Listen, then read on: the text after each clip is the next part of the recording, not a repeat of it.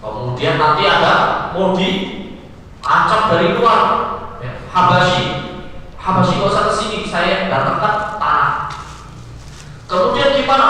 Oh, bikin bangunan yang besar. Kemarin kita ceritakan membangun Al-Qulis, satu bangunan yang kalau orang melihat puncuk dari bangunannya, obyeknya jatuh, saking tingginya, gitu ya. Maka disamakan dengan Al-Qulis. Dari kata kolam sulah, gitu ya. Kolam suatu peci. Kalau melihat, wow, tinggi, jatuh pecinya. Supaya apa? Supaya mentalnya orang Yaman ini menjadi bangkit, karena punya bangunan paling tinggi di dunia. Ini pusat peradaban sekarang kembali di sini.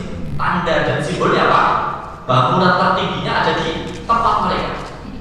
Masih gak berhasil. Oh, gak berhasil terus ini. Orang-orang datangnya kemana? Oh, orang-orang datangnya ke Ka'bah.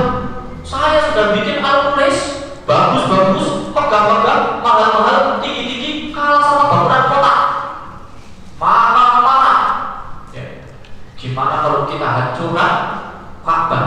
Orang Quraisy dengar kalau Ka'bah mau dihancurkan, Abraha ini ngawur. Masa Ka'bah mau disamakan Al-Qulis? Namanya orang Badui datang ngencingin, datang berkotoran besar, tambah parah lagi Abraha. Singkat cerita, datanglah ke Ka'bah untuk menghancurkan Ka'bah.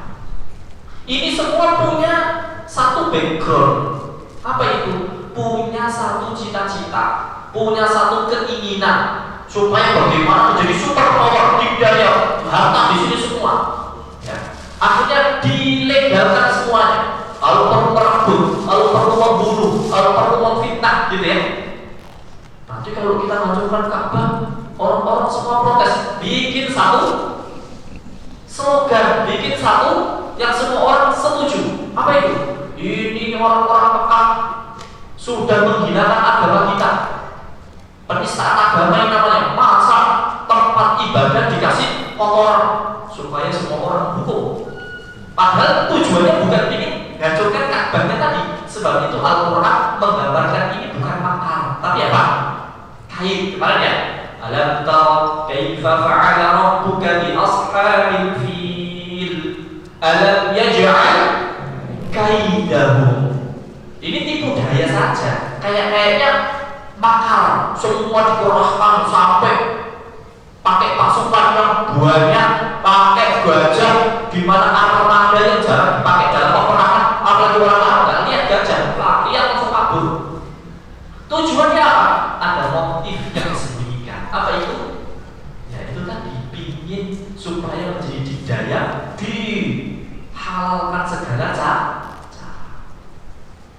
Sebab itu setelahnya berbicara tentang hati-hati kalau orang itu kemudian menginginkan satu hal yang biasanya motifnya adalah dunia, motifnya adalah harta, motifnya adalah jama'a malau wa akbar, ingin kumpulkan harta sebanyak-banyaknya hanya untuk dihitung saja. Karena kecintaannya terhadap dunia, ini orang bisa jatuh ke dalam humazah, lumazah, ngejek orang, fitnah orang, menghibah orang, bahkan rela membunuh orang, membantai satu negeri, ya, merebut yang bukan haknya. Apa motifnya? Jama'a malau wa agada, karena juga salah perspektif dalam mengira dunia. Yahsabu anna malahu agada, ngira kalau dia ini punya harta, punya kedudukan, punya jabatan, punya uang, punya rekening banyak, dia akan bisa hidup kekal di dunia. Sebab itu harus dikumpulkan sebanyak-banyaknya harta, harus pangkat setinggi-tingginya, pengaruh sebanyak-banyaknya, supaya dia bisa kekal dalam kehidupannya di dunia. Surat setelahnya berbicara tentang kerugian. Sebetulnya orang yang rugi itu bukan yang seperti itu. Orang yang rugi itu yang gimana sih?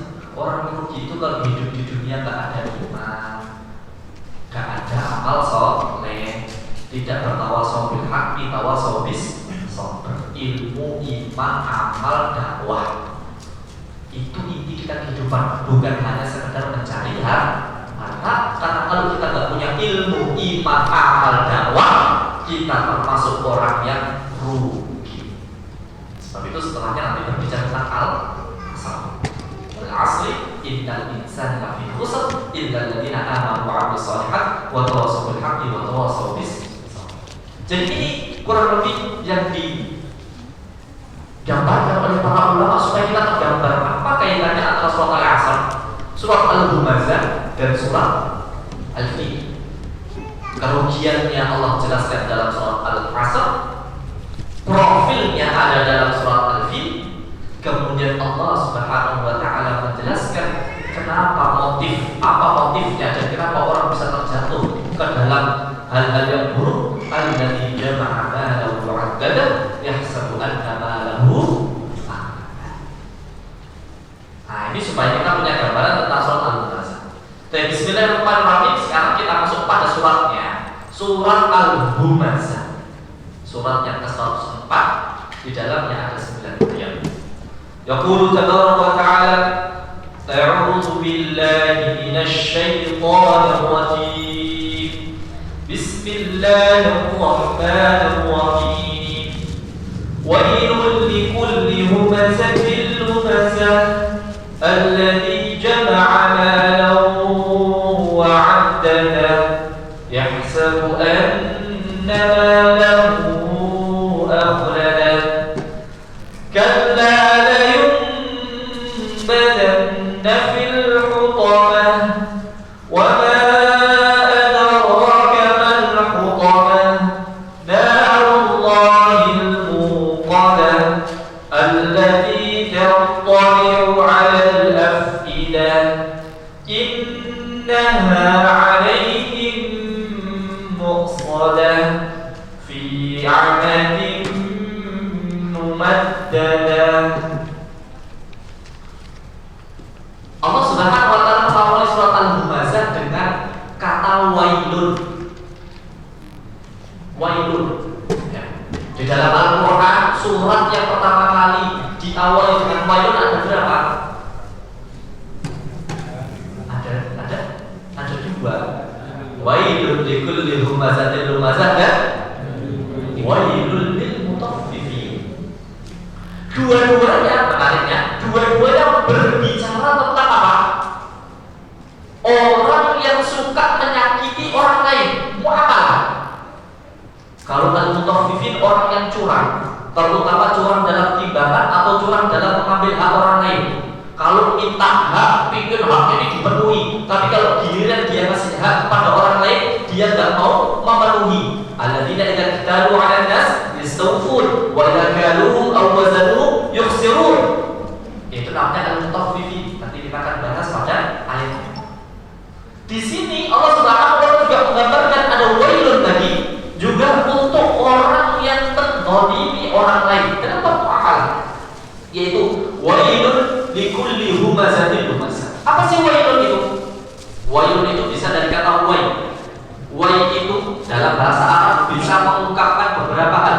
Satu, untuk lita'assuf atau lil hasrah, untuk mengungkapkan sesuatu yang dia ini rugi banget, rugi sekali, sangat rugi. Atau untuk sesuatu penyesalan. Wai, ya wailatana. Di dalam Al-Quran banyak sekali gambaran penyesalan-penyesalan, terutama gambaran nanti kalau orang sudah masuk ke dalam neraka. Wai, ya wailatana, wai ka'anna, wai. Atau melihat wai ya. Wai itu artinya dari kata wai. Kemudian di untuk, ada yang mengatakan karena seringnya, kemudian jadi wailul li. Jadi kalau ibu melihat anaknya misalnya udah rusak banget, kok iso kok seperti itu, untuk menyesal. Atau untuk sesuatu yang mengungkapkan itu orang rugi banget, wail. Atau ada juga yang mengungkapkan wailun ini adalah salah satu nama wadi di jahannam, salah satu nama lembah di neraka. Ini juga bisa wailun. Meskipun nanti hadis-hadis yang mengungkapkan itu ya perlu diteliti apakah sampai derajat sahih atau tidak. Tapi di antara para ahli tafsir mengungkapkan di antaranya ada makna wailun itu wadi di jahannam. Maka wailun itu bisa satu ungkapan orang kalau jatuh kepada ini dia rugi, bahkan dia rusak,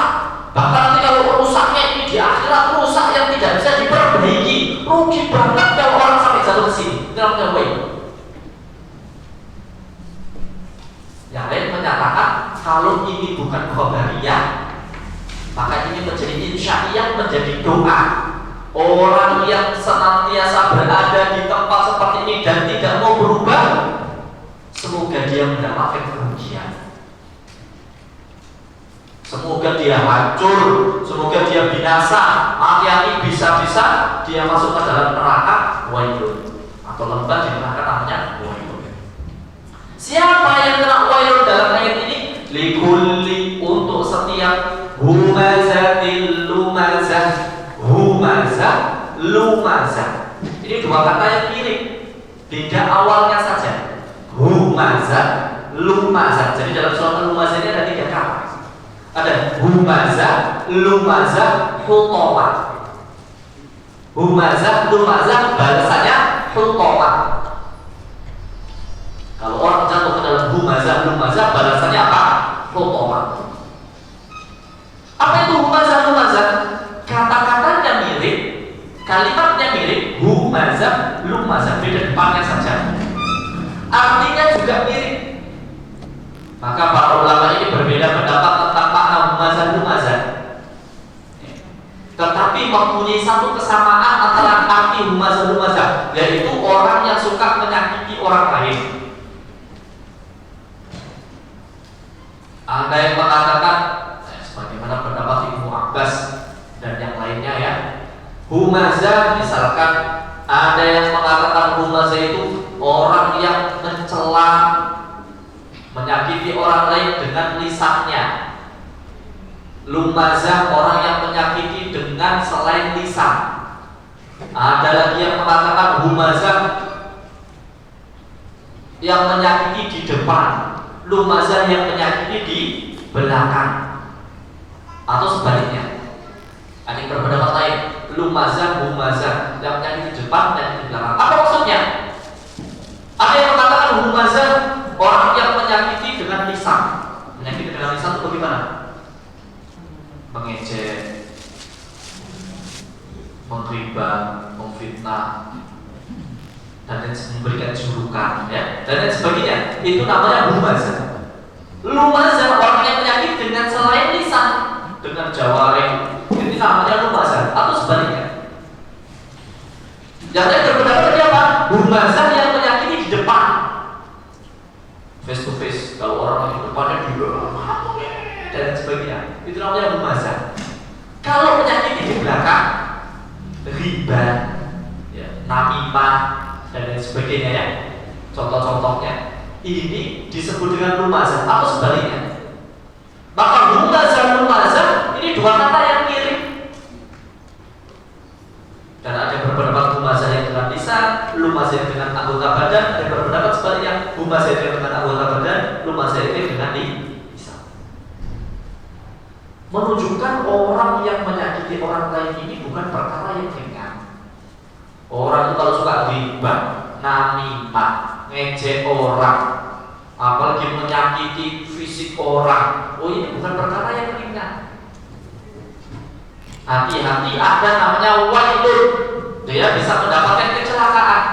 Ayat ini sebetulnya turun untuk beberapa taifah atau beberapa orang, beberapa tokoh di dalam perjalanan sirah Rasulullah SAW ketika masih di Mekah. Berbicara tentang orang-orang Quraisy yang mereka ini begitu benci kepada dakwah Rasulullah SAW. Yang mengatakan ayat ini turun kepada Walid bin Mughirah, ada lagi yang mengatakan ayat ini turun kepada Umayyah bin Khalaf, ada yang mengatakan kepada Ubay bin Khalaf, ada yang mengatakan A'as bin Wa'il, Ahnas bin Shuraik, gitu ya. Wailul likulli humazatin lumazah, celaka orang model Walid bin Mughirah, celaka orang model Umayyah bin Khalaf. Kenapa? Mereka ini terhadap Rasulullah SAW humazah, lumazah, suka mengejek. Kalau Rasulullah SAW ada diejek terang-terangan, diberi julukan, disakiti hatinya, oh penyihir, dukun, ya, kadzab, sahir, dan lain sebagainya. Rasulullah SAW tidak ada, juga Rasulullah SAW disakiti. Juga untuk pengikut Rasulullah SAW yang diriba, yang difitnah, yang disiksa, maka Allah Subhanahu wa taala mengatakan kepada mereka, wailul likulli humazatin lumazah, celaka orang model kayak gini. Rasul saja dilukai hatinya, dilukai fisiknya, begitu juga dengan orang-orang beriman yang mengikuti dakwah Rasulullah SAW, kok berani-beraninya disakiti. Wailul likulli humazatin lumazah. Awalnya konteksnya untuk mereka saja.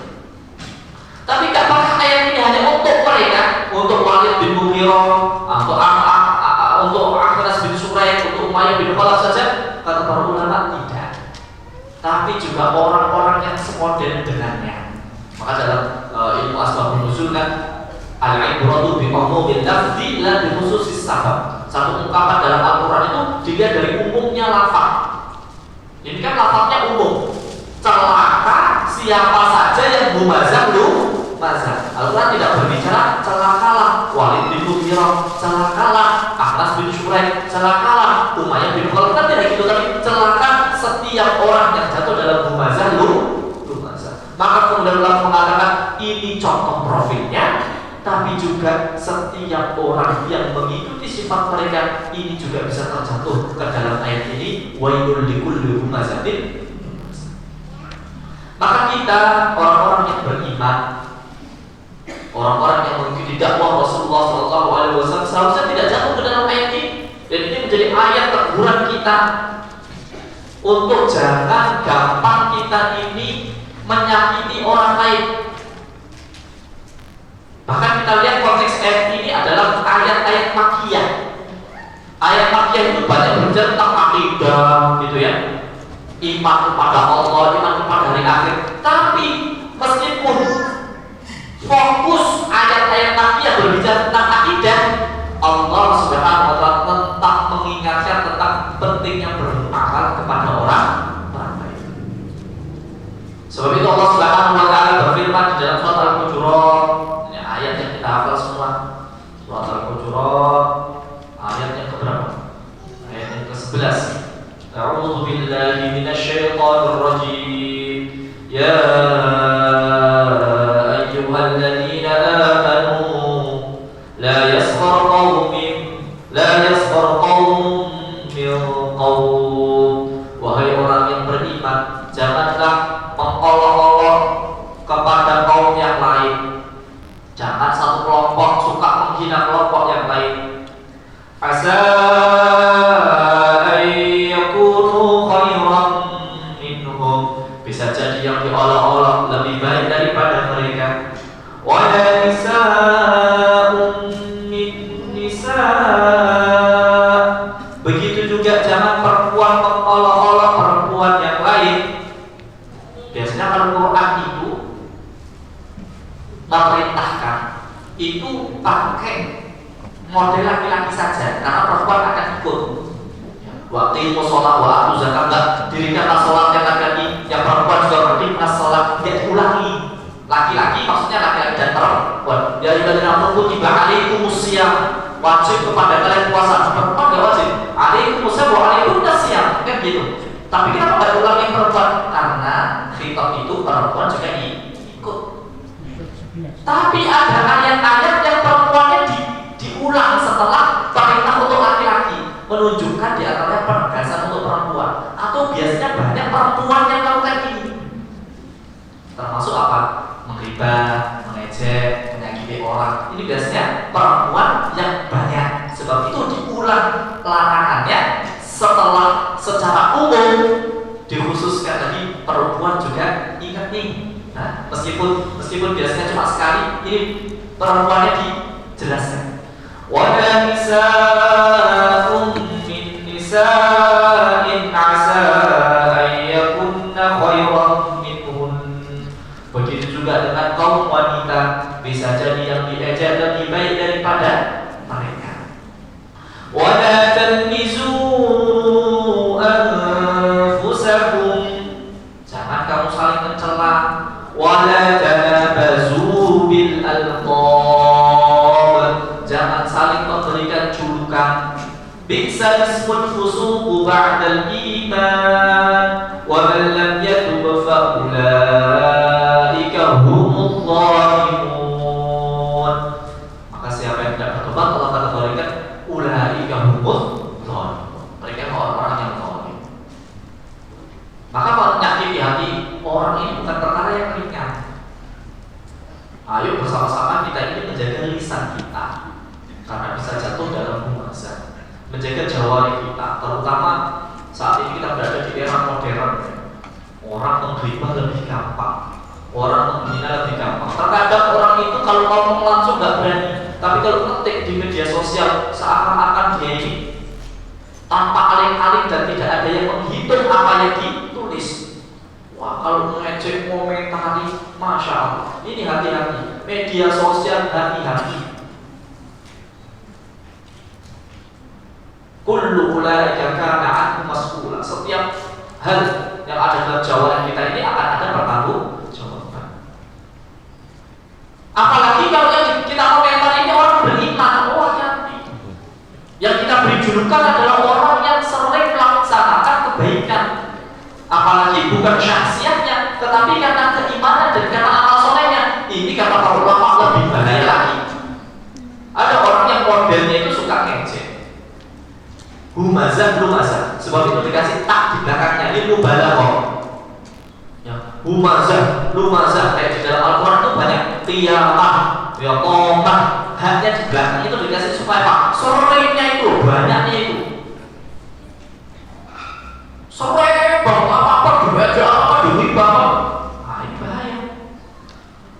Ada yang sering, kalau dalam Al-Quran itu ada yang profesional, hamaz, masya'ib binahim, mahna'il lil ghairi mu'tadin akhir. Oh, ini beda lagi. Ini orang yang profesional dalam menghina. Dia sudah jadi pekerjaan. Menghina itu sudah jadi pekerjaan. Beda antara orang yang suka ngelawak dan pelawak.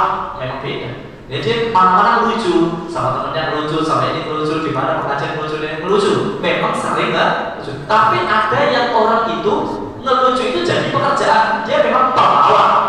Ada orang yang suka nyanyi, menyanyi, orang suka menyanyi. Ada orang yang memang penyanyi. Ini pengumpan itu juga ada. Jadi memang sudah jadi profesi gitu ya. Sekarang ada nggak? Wah, payu sekarang. Mungkin bisa jadi. Memang secara profesional memfitnah, menggibah, mencari supaya. Dan yang lebih bahaya bukan orangnya yang diserang, tapi karena amal solehnya atau ketaatannya. Karena dia ingin mendakwahkan pemimpin yang soleh, dia ingin mendakwahkan kejujuran. Diserang nggak bisa-bisa. Misalkan di kantor orang semua tidak jujur, ada satu orang yang jujur. Zaman sekarang kok jujur, gitu ya. Akhirnya dia yang dikucilkan karena kejujurannya. Ini kan aneh, tapi nyata. Oh, hati-hati. Kalau di zaman Rasulullah SAW ini menyakiti orang-orang beriman, dan ini Allah Subhanahu wa Ta'ala gambarkan maka dalam surat Al-Mutaffifin akhir itu ya. Innal ladzina ajramu kanu minal ladzina amanu yadhakun. Orang-orang yang mujrim, orang-orang yang ajramu banyak melakukan dosa ini terhadap orang yang beriman, mereka menertawakan. Kolok ini gak ngerti ini diketahukan. Kanu minal ladzina amanu yadhakun wa idza marru bihim yataghamazun. Kasih kode-kode, tanda-tanda beda. Kasih julukan-julukan. Maka Allah Subhanahu wa Ta'ala gambarkan, fal yawmal ladzina amanu minal kuffari yadhakun. Ada nanti di hari kiamat satu momen di mana gantian orang beriman yang akan mengetawakan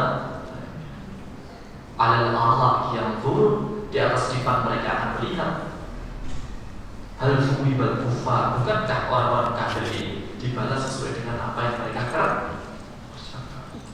Maka hadatsbillah Allah, hati-hati. Orang yang menyakiti orang lain ini yang bisa jatuh kepada humazah, lumazah. Humazah, lumazah dengan berbagai tafsirannya, baik itu menyakiti depan maupun di belakang, baik dengan lisan maupun dengan jawareh selain daripada lisan. Kemudian Allah Subhanahu wa taala menjelaskan alladzi jama'a malahu 'addada. Sekarang orang itu sering humazah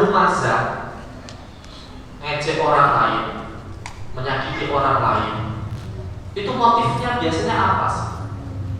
Atau juga bisa dikatakan siapa sih yang sering jatuh ke dalam humazah?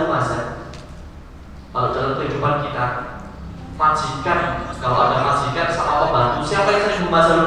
Pembantu ke majikan atau majikan ke pembantu? Majikan ke pembantu, atasan ke bawahan. Masa gitu aja gak bisa, bodoh banget tak jadi gak bisa gitu. Oh bodoh teman, gitu aja gak bisa. Terus dia ejek sakit hatinya secara langsung atau di belakang. Atasan ke bawahan, guru ke murid. Wah itu saya belakang itu paling pintar dewe. Maksudnya menyindir itu ya. Saya kurang paham, saya maju. Wah gitu aja gak bisa. Jarang murid ke guru, woi bapak sekarang kemudian kan nggak mungkin gitu ya. Biasanya normal. Biasanya motifnya apa? Ya orang punya kedudukan yang lebih tinggi.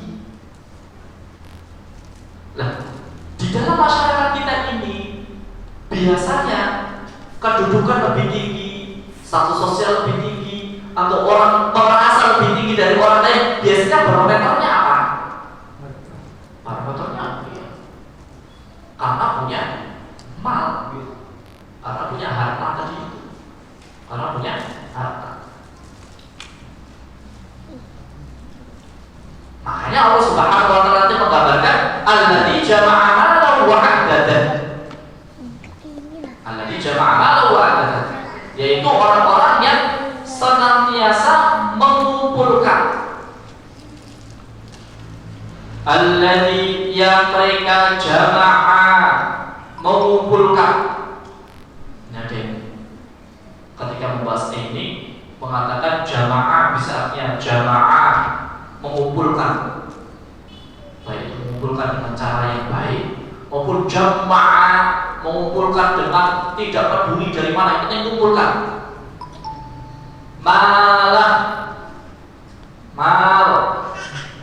Mal itu artinya harta. Harta itu apa? Harta itu macam-macam. Harta itu definisinya beda-beda. Maksudnya gimana beda-beda? Ya untuk orang kota biasanya harta itu uang gitu ya. Tapi nanti di dalam tempat yang lain harta itu nggak mesti uang. Misalkan orang di tengah padang pasir, harta itu apa? Harta itu ya air, harta itu ya makanan gitu ya. Karena orang punya uang sejuta tapi di tengah padang pasir mau nyari warung nggak ada. Mau punya uang berapa miliar pun ATM ini di dalamnya ada uang sekian, ya nggak berguna. Harta di sana ya air, makanan. Berada di tengah laut, berada di mungkin orang pedesaan, harta itu ya hewan ternak, orang punya sawah, itu harta. Atau mungkin harta itu dalam bentuk yang lain. Tapi ini semua masuk dalam kategori mal. Kalau dalam bahasa Arab ada mala yamilu mail, artinya condong. Kenapa harta itu disebut mal? Karena orang condong ke sana dan orang akan condong kepada yang punya itu. Kalau ada orang yang punya harta, orang dekat-dekat. Kalau nggak punya harta, orang-orang condong untuk meninggalkannya. Mal. Makanya ada satu syair dia, ra'aitu nasa qad malu ila man indahu malu. Aku melihat orang-orang ini sudah mulai condong kepada orang yang punya harta. Tapi kalau didasarkan bagus. Ra'aitu nasa qad malu ila man indahu malu wa la man laisa lahu malu fa'anhu nas qad malu. Orang kalau tidak punya harta, orang-orang jauh-jauh dari dia. Begitu juga zahab. Zahab itu artinya emas. Tapi secara bahasa zahab itu artinya pergi. Fiddah itu artinya perak. Infaddah, ya faddah itu artinya bergegas ke sana atau berangkat, bertolak namanya faddu. Ra'aitun nasa qarmalu ila man indahu mal wa man laysa lahu mal fa'anhu an-nas qarmalu. Ra'aitun nasa faddu ila man indahu al-fiddatu wa man laysa lahu al-fiddatu fa'anhu an-nas al-faddu. Ra'aitun nasa dhahabu ila man indahu al-dhahabu wa man laysa lahu al-dhahabu fa'anhu an-nas al-dhahabu. Saya melihat orang-orang ini condong sama orang yang punya mal. Yang nggak punya mal, orang-orang pergi dari dia. Aku melihat orang-orang pergi kepada orang yang punya emas. Nggak punya emas ditinggalkan. Aku melihat orang-orang ini segera berangkat kepada yang punya fiddah. Yang nggak punya fiddah, orang-orang tinggalkan. Jadi al-mal. Dan kehidupan ini, kalau kita mau intisarikan, orang itu nyari apa sih? Ya orang itu di dalam imannya untuk mengumpulkan jamaah. Hidup ini untuk jamaah tadi itu. Ada yang di dunia ini jamaah mengumpulkan ridha Allah Subhanahu wa taala. Bagaimana caranya mencari mengumpulkan pahala sebanyak-banyaknya. Ada yang memang orang merasa kehidupan ini hanya untuk mencari harta dalam berbagai bentuknya. Yang penting hidup ini nyari harta sebanyak-banyaknya. Bahkan tidak peduli ada orang yang mencarinya dengan halal, mencarinya dengan haram, sikut sana sikut sini, bunuh sana bunuh sini, rebut sana rebut sini, tidak peduli. Yang penting terkumpulkan. Dan itu yang dimaksud dalam ayat ini jamaah alau mu'addadah. Hanya mengumpulkan tok dan menghitung-hitung. Dia tidak peduli mana yang halal, mana yang haram. Dia tidak peduli harus apa yang dikeluarkan dan apa yang harus ditahan. Yang penting mengumpulkan. Dan menariknya memang hidup itu untuk mengumpulkan gitu ya. Orang sekarang kalau kita mau price hidup ini ngapain sih orang yang mengumpulkan? Ada yang mengumpulkan harta, ada yang mengumpulkan kedudukan, ada yang mengumpulkan uang, kan? Mengumpulkan lagi, ada yang mengumpulkan koleksinya apa yang dia sukai. Jamaah. Maka ayat ini bukan melarang kita untuk mengumpulkan harta, bukan. Boleh kita ini mengumpulkan harta. Yang tidak boleh adalah apa? Satu, kita tidak peduli dari mana, dan kita tidak ingat akan semuanya itu akan dihisab. Maka mana alladzi jama'a malan wa 'addadan, yang mengumpulkan harta dan hanya dihitung-hitung saja. Ya, satu maknanya Pak, tidak peduli dari mana. Yang penting kumpul. Wah, tahu ini hasil merebut orang lain, wah tahu hasil menggulingkan orang lain. Yang penting saya punya kedudukan itu. Karena nanti saya punya visi-visi berikutnya, gitu ya. Yang penting saya puncak dulu, ketuaannya saya ambil, jadi kelompoknya saya ambil, ini perusahaan ini saya ambil dan sebagainya. Saya nggak peduli. Yang penting saya mengumpulkan ini semua. Dan dia tidak peduli dari mana. Dan dia tidak takut akan hisab Allah Subhanahu wa taala. Maka orang kalau punya pemikiran yang penting kumpulkan harta, yang penting kumpulkan kedudukan, yang penting mengumpulkan masa dan lain sebagainya, dan dia tidak peduli dan tidak takut kepada Allah, biasanya jatuh kepada humazah. Fitnah sana, fitnah sini, riba sana, riba sini, gulingkan sana, gulingkan sini, korbankan sana, korbankan sini. Jatuh kepada humazah karena motifnya yang penting mengumpulkan dan dihitung. Nih, saya sudah jadi ketua ini, saya sudah punya masa di sini, saya sudah jadi ini, saya pemerintah ini dan ini. Yang penting dikumpulkan sebanyak-banyaknya. Kalau sudah punya ngapain? Ya sudah, gitu aja. Oh, saya jadi ini, saya jadi ini, gitu aja. Ini namanya jamaah malan wa 'addadah. Dan hanya adat. Ada ini bisa artinya ya hanya dihitung saja. Ada orang yang senang punya harta itu yang cuma untuk dikumpulkan dan dihitung. Oh, bulan ini dapat 5 juta, besok 10 juta. Dilihat rekening 20 juta, ya sudah tutup lagi. Senangnya itu yang lihat angka, oh semakin banyak 50 juta terus. Kalau sudah seperti itu, ya sudah itu aja. Emas gitu ya, 1 kotak, ya tambah lagi 1 sertifikat tanah gitu ya. Kepuasannya itu ya melihat tumpuan itu saja. Dia tidak berpikir untuk apa.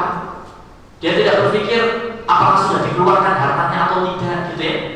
Maka makna yang kedua, tadi yang pertama hanya mengumpulkan tidak peduli dari mana dan tidak ingat akan hisab. Maka makna kedua dari ayat kedua ini al-jamaah adalah tidak menunaikan zakatnya. Karena cuma ngumpulkan, terus dihitung tuh diam, ya sudah. Oh iya, dompetnya tambah tebel. Sekarang jadi 1 juta, besok jadi 2 juta. Ya kumpulkan lagi. Oh pangkatnya jadi tambah ini tambah ini. Dan dia nggak peduli ini sudah ada zakatnya atau belum, ini dikeluarkan atau tidak. So, yang penting tak kumpulkan sebanyak-banyaknya.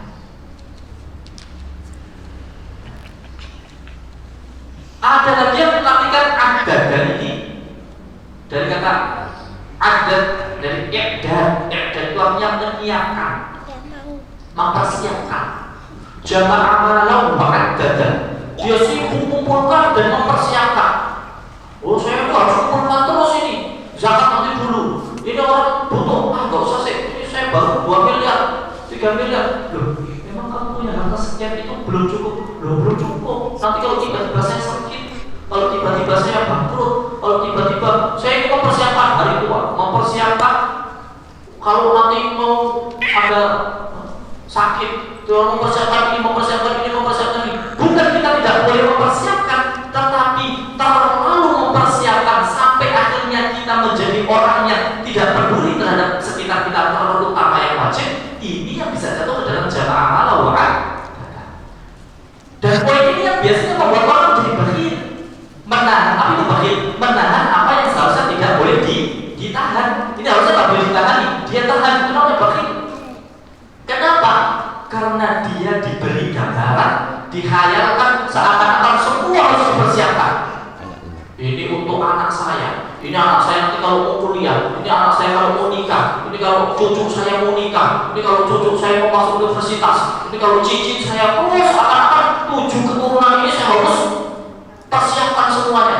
Dan seakan-akan diberi gambaran orang kalau mau persiapkan sedetail mungkin, dia adalah orang yang cerdas. Dia adalah orang yang mempersiapkan segalanya dengan sebaik-baiknya, tapi dia lupa terhadap seharusnya yang dipersiapkan sebaik-baiknya itu bukan itu. Yang dipersiapkan sebenar-benarnya adalah apa yang kita bawa setelah mati. Bagaimana alam kubur kita? Apa yang akan kita jawab di hadapan Allah, di mana kaki kita tidak akan bergerak hatta yus'al, sampai ditanya dari mana hartamu dan digunakan untuk apa. Kita tidak pernah bertanya dengan air. Walladzina yaknizuna dzahaba wal fiddah wa la yunfiquna fi sabilillah. Orang-orang yang hanya menumpuk-numpuk harta kata Allah Subhanahu wa taala dan tidak menginfakkannya di sabilillah, di jalan Allah. Nanti fatuqwa biha akan dijadikan ini sebagai setrikanya. Kita tidak bertanya dengan ayat-ayat itu. Hati-hati. Maka sebetulnya orang yang seperti itu tidak mempersiapkan yang seharusnya dipersiapkan sebenarnya. Apa itu? Kehidupan setelah kematian. Soal-soal itu untuk tua ini. Kita tahu-tahunya setahun lagi meninggal. Nah, dia tidak mempersiapkan dengan sebenar. Ini maksud jama'ana wa'addadan. Terlalu fokus mengumpulkan, terlalu fokus mempersiapkan sampai menjadi orang yang bakhil kepada Allah, bakhil kepada manusia, bahkan bakhil terhadap dirinya sendiri. Ada loh orang itu karena terlalu fokus kumpulkan, seakan-akan mempersiapkan sampai bakhil kepada dirinya sendiri pun ada. Di dompetnya ada sekian juta, dia di bandara lapar belum makan, melihat roti harganya 25.000. Walah, di warung sebelah 2.000 aja sudah enak. Ini 25.000. Air mineral 10.000. Biasanya 2.000, ini 10.000. Kopi 50.000. Wes gak usah makan. Padahal di tempat itu ada jutaan gitu ya. Dan Allah Subhanahu berikan dia rezeki yang melipat supaya dia bisa menggunakan itu untuk kebaikannya. Ketika dia bisa berzikir kepada Allah Subhanahu wa taala. Tapi kan itu saking dia enggak nanti untuk ini seakan-akan dia mempersiapkan dia di depan ini, bahkan dia beli terhadap diri sendiri. Enggak mau. Aku yang mau pulang, nanti siapa tahu di pesawat Ternyata hari ini karena ada apa? Nggak ada subuhan. Jalan 5 jam, 2 jam gitu ya. Bisa jadi sampai sana bandara di berikutnya delay, harus menunggu sampai berakhir. Ada nggak orang yang sampai berakhir diri sendiri karena jam amal orang saat dia mempersiapkan. Oh nanti kalau gini sampai dia berakhir pada diri sendiri. Sama dirinya sendiri bakil, apalagi sama Allah Subhanahu wa Ta'ala. Lebih lagi karena dia tidak mempunyai cara pemikiran terhadap harta ini yang dikumpulkan sewajarnya, diberikan apa yang menjadi haknya, dan apa-apa yang bisa kita gunakan untuk Allah dan Rasulnya, untuk jihad fisabilillah, untuk kemaslahatan din dan dunia, kita berikan untuk Allah Subhanahu wa Ta'ala, karena itu yang sebenar-benarnya kita mempersiapkan diri. Persiapan itu ya sebetulnya itu mempersiapkan kehidupan setelah kematian, membangun rumah kita di jannah. Ada lagi orang yang sebalik ini berarti gitu. Dia sibuk mengumpulkan sebanyak-banyaknya, dia sibuk mengumpulkan sebesar-besarnya, tetapi kemudian setelah mendapatkan apa yang dia bisa kumpulkan, dia gunakan untuk bicara Allah, dia gunakan untuk dakwah kebaikan Islam, dia gunakan untuk membantu keluarganya, membantu kerabatnya, membahagiakan orang-orang di sekitarnya. Inilah seharusnya orang yang beriman, mengumpulkan, tapi bukan jamaah bukan sing penting kumpul ke, yang penting hanya mengumpulkan, tidak peduli dari mana, tidak takut akan hisab. Nah, poin kedua apa? Tidak menunaikan zakat, bahkan sampai bakhil kepada Allah, bakhil kepada manusia di sekitarnya, bahkan bakhil terhadap diri sendiri. Karena ini menjadi pola pikir. Loh, Islam itu bukan memerintahkan kita untuk hidup miskin, bukan. Atau Islam itu bukan memerintahkan kita untuk jangan kumpulkan, bukan. Makanya orang yang banyak berinfak ini dalam Islam juga mempunyai keutamaan yang besar. Bahkan ini menjadi hal yang dibuat iri oleh para sahabat. Dhahaba ahlul dusur bil wujud. Para sahabat datang ke Rasulullah, ya Rasulullah, ini orang-orang yang suka infak ini masuk jannah ini dului kami. Ya sudah, kamu tak kasih satu hal yang bisa membalas mereka, apa? Zikir. Senang. Besok lagi balik ke Rasulullah, ya Rasulullah, apa lagi? Ini ada masalah lagi. Apa masalahnya? Orang-orang kaya juga tahu rahasia kemarin. Kalau mau kita balas zikir, mereka juga zikir, ya Rasulullah.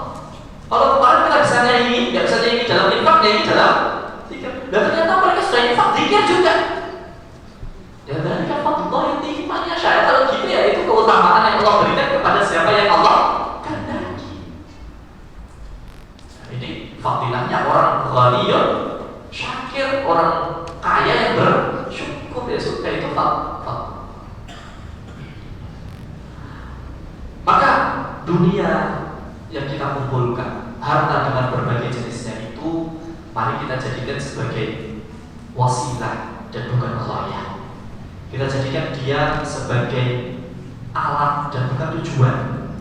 Bukan tujuan kita kumpulkan harta, tapi alat kita jadikan harta yang kita kumpulkan sebagai alat kendaraan yang mengantarkan kita kepada ridhonya Allah. Orang mukmin menjadikan harta dunia ini sebagai wasilah dan bukan sebagai ghayah. Kita letakkan harta ini di tangan genggaman kita, bukan di hati kita. Bukan cinta mati kepada harta, ini bahaya. Karena kalau cinta mati terhadap harta dengan berbagai jenisnya, tadi itu bisa jatuh ke dalam humazah, lumazah. Tapi kalau ini ada di tangan, kuasai dia. Tapi dia tidak ada di tangan.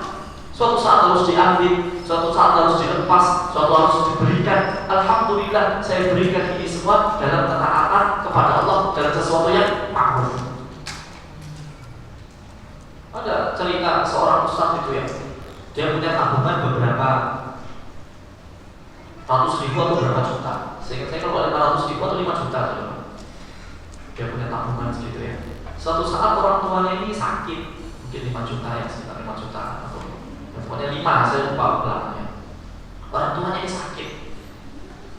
Kemudian bilang, Pak Yai, Ustaz, ibu sakit. ayo pulang. Kemudian harus masuk rumah sakit.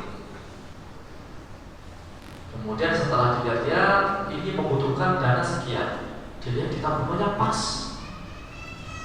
tabungannya pas. Dulu ke santrinya, tolong ke ATM ambil, bayarkan ke rumah sakitnya. Ini pas ini. Maka kemudian ustadznya bilang, alhamdulillah. Berarti tabungannya gimana? Besok-besok kalau ada apa? Semuanya Allah.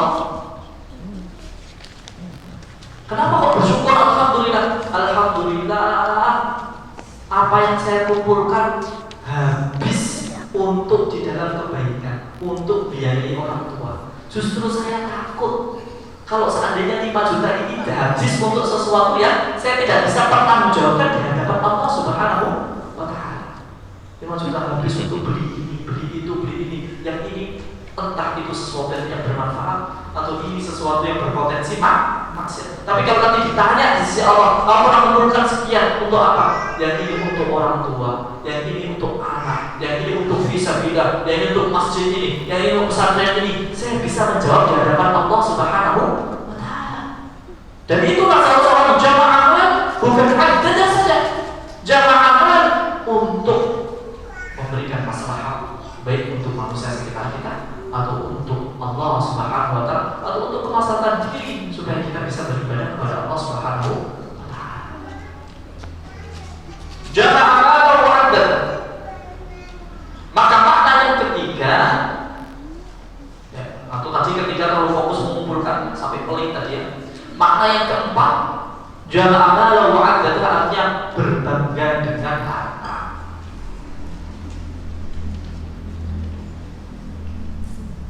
Ada orang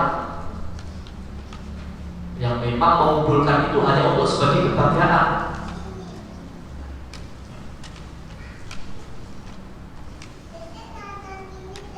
Untuk sebagai kebanggaan, kalau saya punya jabatan yang lebih, harta yang lebih, maka orang akan menganggap lebih. Maka ini juga orang yang berpotensi sebagai atau bisa jatuh kepada wailul likulli humazatin. Inilah kata firman Allah. Jangan sampai kita jatuh ke dalam jamaah amal wa'adadah karena bisa wailul likulli humazatin. Orang ketika mempunyai harta yang lebih, mempunyai kedudukan yang lebih, mempunyai tadi harta dengan berbagai jenisnya ini, mudah jatuh ke dalam humazah karena salah dalam cara berpikir terhadap harta. Karena salah berpikir terhadap harta. Apa saja tadi poinnya? Ya, hanya mengumpulkan, tidak peduli dari mana, tidak ingat akan hisab, tidak menunaikan zakatnya, terlalu fokus mengumpulkan, mempersiapkan sampai pelit, kemudian dia jadikan harta ini sebagai satu wasilah untuk dia bukan semakin dekat dengan Allah, tapi untuk senantiasa dia ini berbangga dengan harta. Maka hati-hati, orang seperti ini bisa jatuh ke dalam humazah. Gak mau kumpul sama orang yang lebih rendah darinya, karena dia mengira rendah dan tinggi itu diukurnya dengan harta. Maka Allah Subhanahu wa Ta'ala mengingatkan kita di dalam Al-Quran, termasuk Allah Subhanahu wa Ta'ala mengingatkan dalam surat Abasa kepada Rasulullah SAW, Abasa wa tawalla an ja'al a'ma. Dalam surat Al-An'am Allah Subhanahu wa Ta'ala berfirman, wala taqudil ladina yad'una rabbahum bil ghadati wal 'ashyi yuriduna wajhah. Jangan kamu itu mengusir orang-orang yang yad'una rabbahum, berdoa kepada Rabbnya, sholat wajib ditunaikan, sholat subuh, sholat isya. Engkau usir mereka karena tadi itu merasa bahwa saya ini adalah orang-orang rendahan, tidak mau bergaul dengan mereka. Jangan karena kita ini mengumpulkan atau berhasil mengumpulkan harta yang lebih, kemudian kita merasa bahwa kita lebih baik daripada orang. Ini akhirnya film Allah sebagai mukadimah kita Al-Humazah, yaitu surat Al-Humazah ayat pertama dan kedua. Kemudian nanti di ayat yang ketiga Allah Subhanahu wa Ta'ala berfirman, yahsabu anna malahu akhlada. Mereka mengira, mereka yakin kalau harta-hartanya itu